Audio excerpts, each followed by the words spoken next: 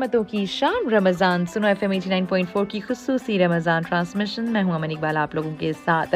سورہ بقرہ جس کو ہم کہتے ہیں یہ سورہ مدنی ہے. امام بخاری رحمۃ اللہ علیہ نے حضرت عائشہ رضی اللہ تعالیٰ عنہ کی روایت سے بیان کیا ہے کہ سورہ بقرہ اور سورہ نساء کے نزول کے وقت میں آپ صلی اللہ علیہ وسلم کے پاس ہی تھی اور اس سورہ کے 40 رکوع ہیں اور یہ قرآن مجید کی طویل ترین سورہ ہے. کل بھی ہم نے اس کا تذکرہ کیا تھا اور آج بھی کیونکہ قرآن مجید کی سب سے بڑی سورہ ہے تو میں نے سوچا ایٹ لیسٹ تھوڑی سی اور ڈیٹیلنگ میں بات کر لی جائے. پھر آگے ہم کوشش کریں گے کہ باقی سورتوں کے حوالے سے بھی ضرور بات چیت کریں. اس سورہ میں بقرہ گائے کا تذکرہ ہے اس لیے سورہ بقرہ کے نام سے موسوم ہے اور اس سورہ کا یہ نام اس کی آیت نمبر 67 سے ماخوذ ہے. بقرہ عربی میں گائے اور بیل دونوں کے لیے استعمال کیا جاتا ہے. چونکہ بقرہ اس میں جنس ہے اس لیے گائے کا ترجمہ کرنے کی بھی گنجائش ہے. اینیویز اس سورہ کی قدر و منزلت اور اس کی فضیلت کے سلسلے میں چند احادیث جو ہے وہ آپ کے ساتھ شیئر کرتی ہوں. حضرت ابو امامہ رضی اللہ تعالیٰ عنہ سے روایت ہے کہ میں نے رسول اللہ صلی اللہ علیہ وآلہ وسلم سے سنا کہ آپ فرماتے ہیں کہ قرآن پڑھا کرو وہ قیامت کے دن اپنے پڑھنے والوں کا شفیع بن کر آئے گا. اور اس کی دو اہم نورانی صورتیں سورہ بقرہ اور سورہ آل عمران پڑھا کرو وہ قیامت کے دن اپنے پڑھنے والوں کو اپنے سائے میں لے لیں گی اور وہ بندہ اس طرح آئے گا جیسے کہ وہ بادل کے سائے میں آتا ہے. سبحان اللہ. یہ دونوں صورتیں قیامت میں اپنے پڑھنے والوں کی طرف سے مدافعت کریں گی.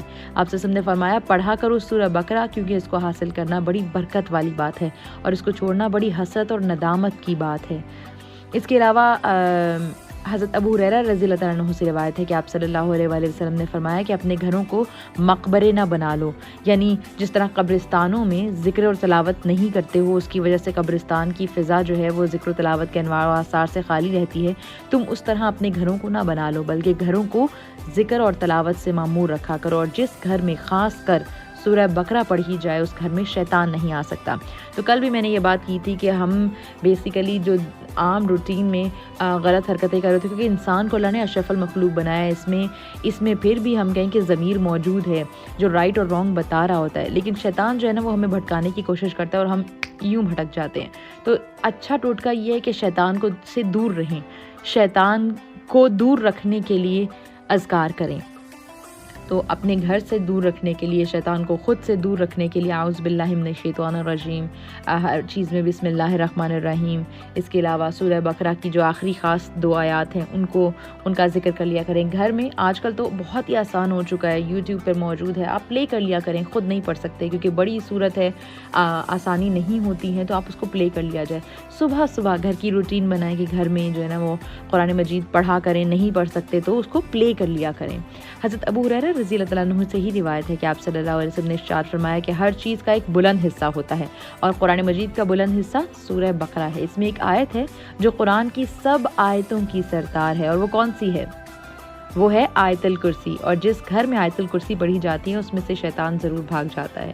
سورہ بقرہ کو سب سے بڑی سورت ہونے کے اعتبار سے قرآن کا بلند حصہ فرمایا ہے اور اس اعتبار سے بھی کہ اس میں احکام بہت ہی کثیر تعداد میں بتائے گئے ہیں. اس میں جہاد کا حکم ہے اور اس میں اور بھی بہت سے احکامات دیے گئے ہیں.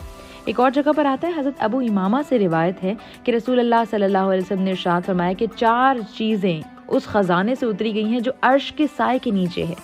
یعنی کہ رب تعالیٰ جہاں ہے عرش پہ موجود ہے. عرش کے سائے کے نیچے جو خزانہ ہے وہاں سے 4 چیزیں اس دنیا میں آئی ہیں اور ان 4 کے علاوہ اس میں سے کوئی چیز نہیں اتاری گئی. ایک تو ام الکتاب. ام الکتاب کون سی سورت کو کہا جاتا ہے؟ جی ہاں سب سے پہلی سورت سورہ فاتحہ الحمدللہ رب العالمین والی جو سورت ہے سورہ فاتحہ ام الکتاب. یہ اللہ کے عرش کے سائے کے نیچے جو خزانہ ہے اس میں سے آئی ہے. سورہ فاتحہ، آیت الکرسی، سورہ بقرہ کی آخری 2 آیات اور سورہ کوثر. ان 4 کی بات کروں تو یہ 4 وہ ہیں الحمدللہ جو زیادہ تر لوگ جو پروگرام سن رہے ہیں ان کو زبانی بھی یاد ہوں گی. جیسے سورہ کوثر بہت چھوٹی ہے، سورہ فاتحہ، آیت الکرسی اور ایک بس سورہ بقرہ کی آخری 2 آیتیں جو مجھے ایسا لگتا ہے کہ سب کو نہیں یاد ہوں گی یا بہت سے لوگوں کو اس کی فضیلت کا آئیڈیا ہی نہیں ہوگا. امیجن کریں پورا قرآن مجید جو ہے وہ اللہ تعالیٰ نے وحی کے تھرو بھیجا. حضرت جبرائیل لے کر آیا آپ صلی اللہ علیہ وآلہ وسلم کے پاس. لیکن جب سورہ بقرہ کی جو آخری 2 آیتیں ہیں یہ اللہ تعالیٰ کے پاس جب آپ سے ملاقات کرنے کے لیے گئے تھے وہاں سے خود لے کر آئے ہیں، یہ اوپر سے لے کر آئے ہیں، یہ خزانوں سے لے کر آئے ہیں. تو کتنی اہمیت ہوگی ان 2 آیتوں کی. تو اس کو ذرا اپنی روٹین کا حصہ بنا لیجئے، صبح شام آج کل خاص طور پر رمضان میں اس کو پڑھا کریں. پہلے دیکھ کر پڑھیں، دن میں 2 سے 3 بار، جب بھی 5 وقت کی نماز میں آپ جو ہے نا نماز کے بعد دعا کرنے لگیں تو دعا کے بعد اپنے موبائل میں اس کو سیو کر لیجئے، اور وال پیپر پہ لگا سکتے ہیں تو وہاں کوئی فولڈر بنا سکتے ہیں. اس کو بس ہر 5 وقت کے بعد جو ہے نا وہ ایک بار ضرور پڑھ لیا کریں.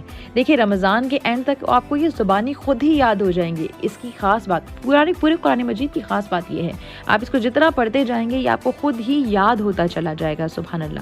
پڑھیں گے تو یاد ہوگا، ایسے نہیں، پڑھیں گے تو یاد ہوگا. حضرت عبداللہ بن مسعود رضی اللہ تعالیٰ عنہ نے فرمایا سورہ بقرہ کی 10 آیتیں ایسی ہیں کہ اگر کوئی شخص ان کو رات میں پڑھ لے تو اس رات کو جن شیطان گھر میں داخل نہیں ہوں گے، اور اس کو اور اس کے اہل و عیال کو اس رات میں کوئی آفت، بیماری، رنج اور غم وغیرہ ناگوار چیز پیش نہیں آئے گی. اور اگر یہ آیتیں کسی مجنون پر، کسی پاگل پر، ذہنی بیماری کسی کو ہو، اس پہ پڑھ دی جائیں تو اس کو افاقہ ہو جائے گا. اور وہ 10 آیتیں یہ ہیں، 4 آیتیں شروع کی سورہ بقرہ کی، پھر 3 آیتیں درمیانی یعنی آیت الکرسی اور اس کے بعد کی 2 آیتیں، اور پھر آخر سورہ بقرہ کی 3 آیتیں. اللہ تعالیٰ ہم سب کو توفیق عطا فرمائے کہ ہم چیزوں کو سمجھ سکیں، علم حاصل کر سکیں اور علم پر عمل کرنے والے بن سکیں. آمین ثم آمین. ایک بریک کی طرف جاتے ہیں، واپس آئیں گے تو سیگمنٹ قصص الانبیاء میں آپ سے ملاقات ہوگی. ساتھ رہیے گا.